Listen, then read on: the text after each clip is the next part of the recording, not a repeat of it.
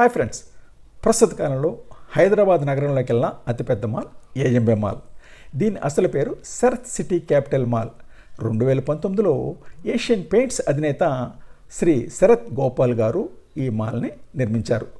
ఇది మియాపూర్ గచ్చిబౌలి రోడ్లో కొండాపూర్ ఫ్లైఓవర్ దిగువన లొకేట్ అయి ఉంది.